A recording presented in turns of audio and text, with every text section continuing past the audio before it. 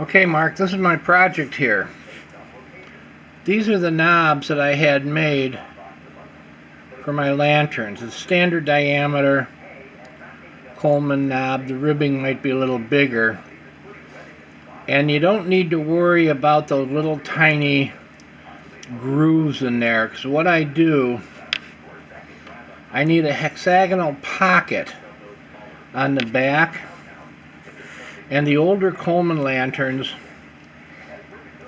the knobs are cast around this little brass piece. It has the splines in there and it's hexagonally shaped. So what I do, I just take these guys, I harvest them from older knobs, press them in place and epoxy them, and they fit just fine without having to worry about stripping out when you turn. The first ones I had were 3D printed with the splines, and that was totally unsatisfactory. You know, first twist and they'd twist out.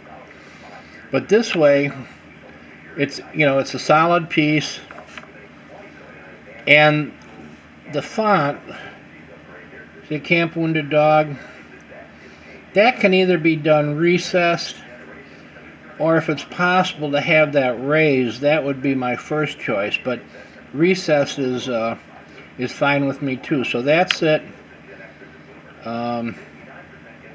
Hexagonal pocket. What I'll do, if that's something you think you can whip up for me at less than $1,000 a piece, haha, I'll ship you out one of these knobs and one of those hexagonal brass pieces, so you can get all the measurements. And I don't know, depending on price, I'd like initially at least 20 of them, and if not too brutal, I'll get more.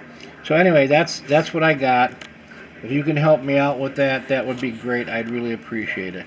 All right, thanks a lot, cousin. You have a good weekend. Bye.